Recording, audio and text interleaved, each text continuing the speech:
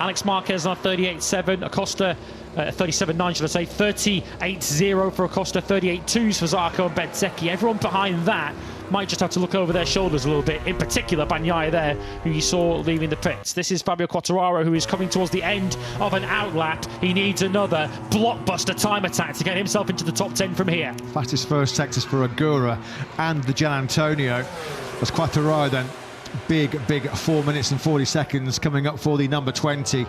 Has to find something better than a 138.653, which is currently keeping Binder inside that top 10. Just behind Quartararo is Pol Espargaro, who is just one place behind the Frenchman. What about Agura in 14th place? You can see there he had a real strong first sector. As we pick up Quartararo down the hill into turn 5, this is where he had the big moment a few laps ago. The Giannantonio is looking to try and make sure his place in Q2 is not in jeopardy. This is a really good lap by Digia, isn't it? Just a little bit behind Agura on the road, just a little bit ahead of Quartararo, who we're riding on board with now. The Giannantonio maybe threatening the top 5 here. Because Quartararo can't just play the cheat code that Pedro Acosta can on the KTM, who's hitting 347 Ks down the main straight. Quartararo is the second slowest through the speed trap. He's giving up 8 kilometres an hour just before he gets to turn 1. Agura over the line, 7th. Brilliant lap that by Agura. Superb, 138.443. The Giannantonio, can he improve? We're going to track Digia over the line. 8th he is now, up into 5th yet. Steady might be threatening the top 5. He certainly does, a 38.302. Quartararo then under the cosh here.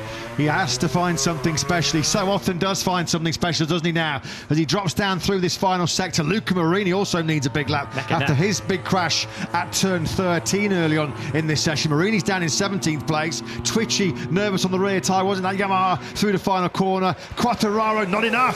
Not enough. Marini has gone through though into P9 at the moment. That's a big jump forward from Marini, 17th to 9th, but Quartararo did set his best time of the session, a 138.598, but it's not enough as it stands right now. Bezzecchi was flying, but he's gone off the road there through turn 10, so his lap now has gone away. Fastest first sectors are coming for Mir, and once again for Fabio Di Giannantonio, but that's not really the secret here. You've got to be strong through the second half of the lap, as Alex Marquez so often has been. So we've now got Morbidelli back out in 11th, then it's Quartararo, Binder and Pol Espargaro 13th and 14th, from Raul Fernandez, who has pitted with 2 minutes to go. Has he put everything he can into this session and now decided to park it?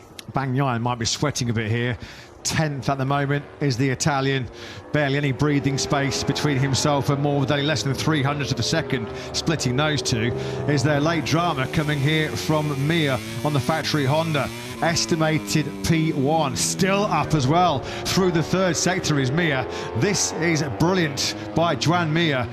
Already 2 times a podium finisher here in Portimao when he was a factory Suzuki rider back in the day. The Giannantonio stays in 5th place. What about Mir though?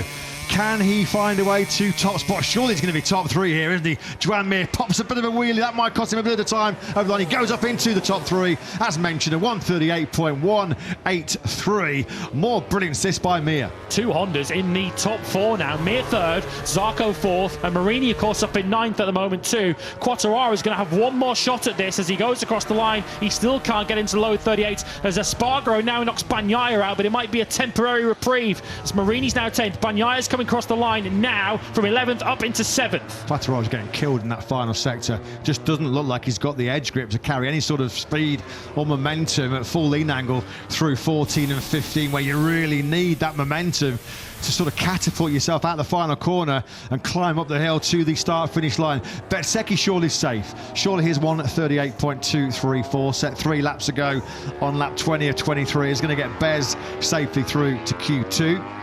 I don't think he's going to need any further improvement as we move into the final minute then of this practice session, the penultimate Friday practice session of this 2025 World Championship campaign.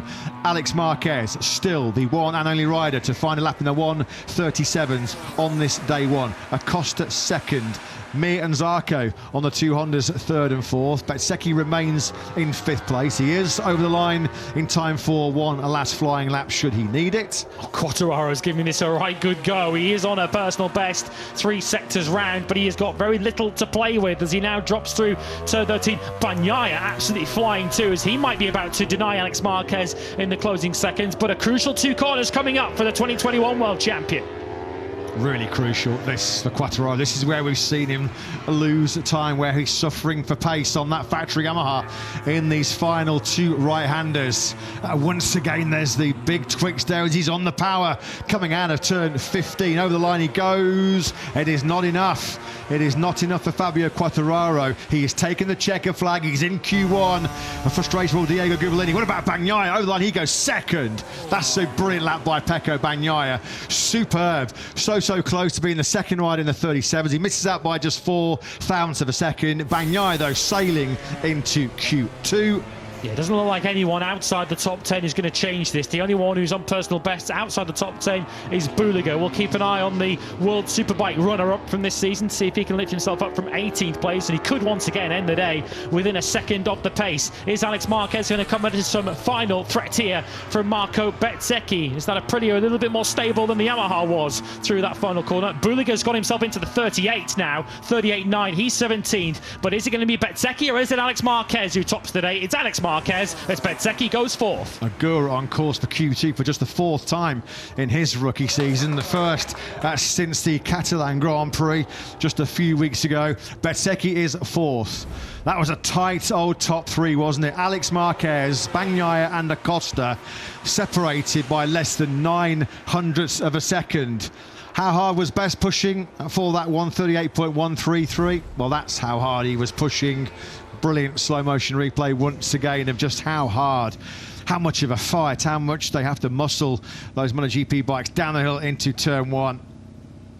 2 rounds remaining in 2025, but day 1 in round 21 has well and truly belonged to Gresini racing rider Alex Marquez.